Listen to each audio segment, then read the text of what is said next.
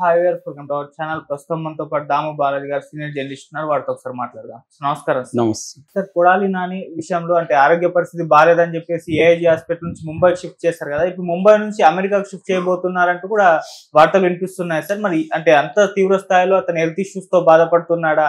AIG hospital నుంచి ముంబైకి shift చేయడం జరిగింది, మరి ముంబై నుంచి ఇప్పుడు అమెరికాకి ఎందుకు షిఫ్ట్ చేస్తున్నారంటూ కూడా ఆ వార్తలు వినిపిస్తున్నాయి. మరోవైపు ఇదంతా కూడా ఎస్కేప్ లో భాగంగానే ఇదంతా చేస్తున్నారంటూ కూడా విమర్శలు వినిపిస్తున్నాయి. అసలు ఏం జరుగుతుంది కొడాలి నాని విషయంలో, మరి అమెరికాకి ఎందుకు షిఫ్ట్ చేస్తున్నారు సార్? తెలుగుదేశం కేడర్ కానీ, తెలుగుదేశాన్ని సపోర్ట్ చేసే మేధావులు కానీ, డీటెయిల్ మీడియా వాళ్ళు కానీ అందరూ కూడా వీళ్ళిద్దరి మీద తీవ్రమైన కోపం ఉంది. వల్లభనేని వంశీ అండ్ కొడాలి నాని మీద. వల్లభనేని వంశీని అయితే జైల్లో పెట్టారు. వల్లభనేని వంశీ హెయిర్ వైట్ గా మారిపోయి అతన్ని చూస్తే ముసలోళ్ళగా ఫీలింగ్ వస్తుంది. అది వీళ్ళు ఆనందంగా పెట్టుకుంటున్నారు. వీళ్ళకేంటంటే కొడాలి నాని గురించి కూడా ఇలాగే మనం పెట్టుకోవాలి, ఎంజాయ్ చేయాలి, సెలబ్రేట్ చేసుకోవాలి అన్న ఇది ఎక్కువగా ఉంది. దాంతో విపరీతంగా ప్రెజర్ పెరిగింది. కొడాలి నాని అరెస్ట్ చేయాలనే ప్రెజరు తెలుగుదేశం ప్రభుత్వం మీద పెరిగింది. దాంతో అతను అరెస్ట్ చేయాలన్న నిర్ణయానికి వచ్చారు. ఎందుకంటే ఆల్రెడీ ఒక టికెట్ ఫస్ట్ A1 A2 అనుకుంటే వాళ్ళ తెలుగుదేశం క్యాడర్ పాయింట్ ఆఫ్ వ్యూలో ప్రధాన శత్రువులు తెలుగుదేశానికి అరెస్ట్ చేయాల్సిన వాళ్ళలో నెంబర్ 1 నెంబర్ 2 ఎవరు అంటే నెంబర్ 1 కొడాలి, నెంబర్ 2 వల్లభనేని వంశీ. కానీ వీళ్ళని అరెస్ట్ చేయకుండా ఫస్ట్ అధికారుల మీద పడింది, దాని తర్వాత తెలుగుదేశం సోషల్ మీడియా మీద పడింది, దాని తర్వాత వంశీని పోసాని కృష్ణమురళిని అరెస్ట్ చేశారు. ఇంతవరకు సాటిస్ఫై అయ్యారు. కానీ కొడాలి నానిని కదా, నెంబర్ 1 అతను కదా, అతన్ని అరెస్ట్ చేయలేదు ఏంటనే ప్రెజర్ అయితే పెరిగింది. దాంతో కొడాలి నాని అరెస్ట్ చేయాలని ఒక ప్లాన్ అయితే వేసుకుంటున్నారు. ఇది కొడాలి నానికి లీక్ అయిపోయింది. సో కొడాలి నాని ఏం చేశాడంటే హెల్త్ ఇష్యూస్తో హైదరాబాద్లో ఒక హాస్పిటల్లో చేరాడు. ఫస్ట్ ఆయన చేరిన హెల్త్ ఇష్యూ అయితే వాళ్ళు చెప్తున్నదే, వాళ్ళ అసిస్టెంట్ చెప్పాడు మీడియాతో. అదేంటంటే గ్యాస్ట్రిక్ ప్రాబ్లం ఉంది, జీర్ణకోశ వ్యాధులు ఉన్నట్టుగా డౌట్ వచ్చింది, ఆ ప్రాబ్లంతో చేరాము అని చెప్పారు. దాని తర్వాత అఫ్సల్గా కూడా అనౌన్స్ చేశారు. నిన్న కూడా అంబటి రాంబాబు కూడా మీడియాతో మాట్లాడాడు. సో అఫ్సల్గా అతనికి హార్ట్ ప్రాబ్లం ఉంది, హార్ట్లో 3 వాల్వ్స్ ఉడికిపోయినాయి, బ్లాక్ అయిపోయినాయి. వాటిని క్లీన్ చేయడం కానీ లేకపోతే స్టంట్ వేయడం కానీ ఇబ్బంది అవుతుంది. ఆల్రెడీ యాంజియోగ్రామ్స్ తీసినాక వాళ్ళకి అర్థమైంది ఏమంటే బైపాస్ అవసరమయ్యే విధంగా ఉంది అనేది అనుకున్నారు. దాంతో ఫస్ట్ ఏమో ఏఐజీ అన్నారు, దాని తర్వాత స్టార్ హాస్పిటల్ అన్నారు. ఎందుకంటే ఇక్కడ కూడా చాలా పాపులర్ కార్డియాక్ సర్జన్స్ ఉన్నారు. For example doctor Gopichand star హాస్పిటల్లో ఉన్నారు. ఆయన 30-40 వేల సర్జరీస్ చేశారు, వెరీ పాపులర్ ఆయన.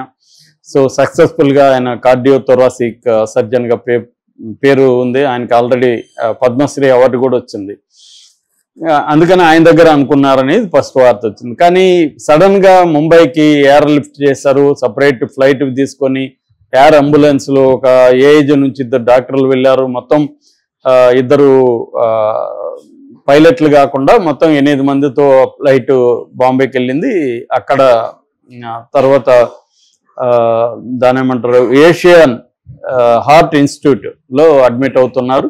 ఏషియన్ హార్ట్ ఇన్స్టిట్యూట్ అనేది వెరీ వెరీ పాపులర్. దాన్ని స్థాపించింది వచ్చి 2002లో డాక్టర్ రమాకాంత్ పండా. ఆయన ఎంత పాపులర్ అంటే ప్రపంచంలోనే సేఫెస్ట్ కార్డియాక్ సర్జన్గా ఆయనకు పేరుంది. ఆయనకి పద్మభూషణ్ బిరుదు కూడా ఇచ్చారు. ఆయన ఇప్పటి వరకు 30,000 సర్జరీస్, హార్ట్ సర్జరీస్ చేశాడు. అందులో 6,000 హై రిస్క్ హార్ట్ సర్జరీస్. ఆయన గతంలో 2009లో మన్మోహన్ సింగ్ చేశాడు, దాని తర్వాత లాలూ ప్రసాద్ యాదవ్ చేశాడు. మన్మోహన్ సింగ్ అయితే రీడూ బైపాస్ అంటారు. రీడూ బైపాస్ అనేది వెరీ రిస్కీ, అయినా కూడా ఈయన సక్సెస్ఫుల్ గా చేశారు. దాని తర్వాత రాజీవ్ శుక్లా కావచ్చు, తరుణ్ గొగోయ్ మన అస్సాం ముఖ్యమంత్రి ఒకప్పుడు, డి రాజా తమిళనాడు లీడరు, ఇలాగా ఆయన ప్రముఖులకి చాలా మందికి చేశాడు. ఆయన చేసిన వాటిల్లో ఇప్పటికి 99.8% సక్సెస్ రేట్ ఉందన్నమాట. అందుకే నిన్న రాంబాబు కూడా చెప్పాడు, మా మదర్కి ప్రాబ్లం వస్తే కూడా ఆయన దగ్గర నేను చేయించాను. ఆయన వెరీ సేఫ్, వెరీ పాపులర్, అందుకనే ఆయన దగ్గర చేయించుకోవడానికి నాని వెళ్ళాడు. అంతేగాని ఎస్కేప్ కావడానికి ఏం లేదు. హైదరాబాద్లో ఒక ప్రాబ్లం ఏంటంటే ఇక్కడ తాకిడి ఎక్కువ ఉంటుంది, జనం వస్తారు, హాస్పిటల్ చుట్టూ ఇబ్బందులు ఉంటాయి. ఎందుకనేసి మేము అది ప్లాన్ చేసాము. అక్కడైతే ఆయనకి వెరీ పాపులారిటీ ఉంది. ఆయన డేట్ కూడా 2-3 రోజులు కన్ఫర్మ్ చేస్తా అన్నాడు. కాబట్టి ఆయన చేస్తే సేఫ్ అనేది ఒకటి, రెండోది జనం ఉండరు అనేది ఒకటి, ఈ కారణాలతో ముంబైకి తీసుకుపోవడం జరిగింది అనేది అంబటి రాంబాబుది కానీ చెప్తున్నాడు. కానీ తెలుగుదేశం వాళ్ళు ఏం చెప్తున్నారంటే అసలు ఇదంతా అబద్ధం. ఇప్పుడు అక్కడ ముంబైకి వెళ్ళారు, అక్కడి నుంచి ప్లాన్డ్గా అమెరికాకి షిఫ్ట్ అయ్యేదానికి ప్లాన్ చేస్తున్నారు. ఈయన అమెరికాకి వెళ్ళిపోతున్నారు. అప్పుడు కూడా ఇట్లాగే అక్కడ ఒక డాక్టర్ గురించి చెప్తారు చూడండి, ఒక కథనం చెప్తారు, ఆయన ప్రపంచంలో ఎంత పాపులరు, ఎన్ని సర్జరీలు చేసి ఇవన్నీ ఒక స్టోరీ చెప్తారు. స్టోరీ చెప్పి వీళ్ళు అక్కడికి వెళ్ళిపోతారు. అక్కడికి వెళ్ళిపోయినాక ఇంకా ఆయనకి ఆరోగ్యం కారణాలని చెప్పి పొడిగిస్తానే ఉంటారు. 6 నెలలు అంటారు, ఇంకేదో మళ్ళీ ఇది చేశారంటారు, 1 year అంటారు. ఇలాగా ఈ ప్రభుత్వం ఉన్నంత వరకు రాడు, ఆయన అమెరికాలో ఉండిపోతాడు. ఈ డ్రామా తప్ప ఇదేమి కాదు.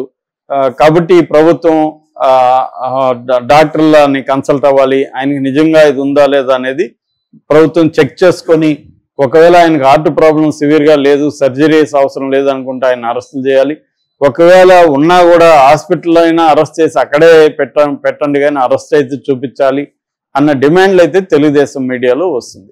కానీ ఇప్పుడు ఈ స్థాయిలో ఆయనకి నిజంగానే ఒకవేళ ప్రాబ్లం ఉండి తెలుగుదేశం మీడియాలో లేకపోతే తెలుగుదేశం కేడర్ చెప్పినట్టుగా కానీ చంద్రబాబు ప్రభుత్వం కానీ విని కానీ ఆయన మీద కేసులు పెట్టి అరెస్ట్ చేయడమో, ఆయన్ని జైలు అక్కడే హౌస్ అరెస్ట్ లాగా హాస్పిటల్ అరెస్ట్ చేయడమో ఇవన్నీ చేస్తే మాత్రం చంద్రబాబు ప్రభుత్వానికి వ్యతిరేకత వచ్చే అవకాశం ఉంది ప్రజల్లో. ఎందుకంటే ఆయన తిట్టుండొచ్చు, అవన్నీ కరెక్టే, కానీ ఒక ఆరోగ్యం బాగాలేని వ్యక్తిని ఆయనకి ఒక సివియర్ కండిషన్ ఎమర్జెన్సీ ఉన్నప్పుడు ఆయన అలా చేయడం కరెక్ట్ కాదు. మీరు మాత్రం చంద్రబాబును అరెస్ట్ చేసినప్పుడు ఆయనకు ఆరోగ్యం బాగాలేని వ్యక్తిని ఇలా చేస్తున్నారు, అదంతా మీరు చెప్పారు కదా, అప్పుడు మీరు ఇప్పుడు ఎందుకు చేస్తారన్న విమర్శలు తెలుగుదేశం మీద వచ్చే అవకాశం ఉంది. కాబట్టి చంద్రబాబు ప్రభుత్వం అయితే ఆ స్టెప్ తీసుకునేట్టుగా కనబడలేదు. ఎందుకంటే ఆల్రెడీ పోసాని కృష్ణమురళి విషయంలో కూడా బిగినింగ్లో పోసాని కృష్ణమురళి ఇతనికి నోటుదోల, ఇతనికి కావాల్సిందిలే అనుకున్న వాళ్ళు కూడా తర్వాత మాత్రం జాలి చూపించడం మొదలుపెట్టారు. ఎందుకంటే అతన్ని చేయని నేరాల మీద అంత సెక్షన్లో పెట్టేసి అతన్ని కావాలనే జైలు తిప్పారు. ఇది కరెక్ట్ కాదు, అతను చేసిన నేరానికి అతన్ని శిక్షించాలి, కానీ చేయని నేరాలకు కూడా కేసులు పెట్టేసి కావాలనే చేస్తున్నారు అన్న ఒక ఆరోపణలు అయితే వచ్చాయి.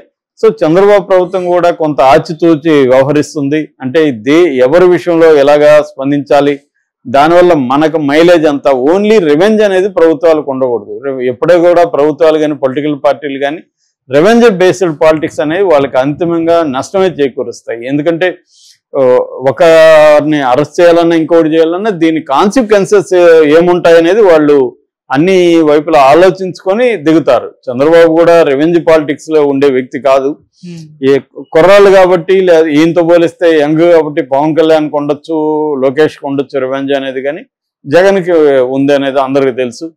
చంద్రబాబుకి అది తక్కువ ఉంటుంది. ఎందుకంటే ఆయనకు తెలుసు మనం ఏ స్టెప్ తీసుకున్నా రాజకీయంగా అది మనకి మేలు చేస్తుందా కీడు చేస్తుందా అనేది ఆయన క్రైటీరియా తప్ప, ఎవడో మనకు గతం లేదు అన్నాడు కాబట్టి ప్రతీకారం తీర్చుకుంటూ పోతే అంత ఉండదు. ఇది దీనివల్ల రేపు మనకి ఇబ్బంది అవుతుంది అనేది ఆయన క్లారిటీ ఉంటుంది. కాకపోతే ఇప్పుడు ఆయన కూడా కంప్లీట్గా ఫ్రీగా లేడు, ఆయన మీద ప్రెజర్స్ ఉంటాయి. లోకేష్ చేతిలోనే అడ్మినిస్ట్రేషన్ ఉంది కాబట్టి లోకేష్కి యంగ్ బ్లడ్, లోకేష్ చుట్టూ ఉండేవాళ్ళు యంగ్ బ్లడ్ ఉన్నవాళ్ళు, సో వాళ్ళు కక్ష తీర్చుకోమని డిమాండ్ చేస్తుంటారు. కాబట్టి ఈయనకి నిజంగానే హార్ట్ ప్రాబ్లం ఉంటే 2-3 రోజుల్లో మనకు తెలిసిపోతుంది. ఎందుకంటే సర్జరీ లేట్ అయ్యే పరిస్థితి లేదు, సర్జరీ చేయాల్సింది. మోస్ట్లీ బైపాస్ చేసేట్టుగానే ఉన్నారు. సో మనమైతే ఆయన ఆరోగ్యంగా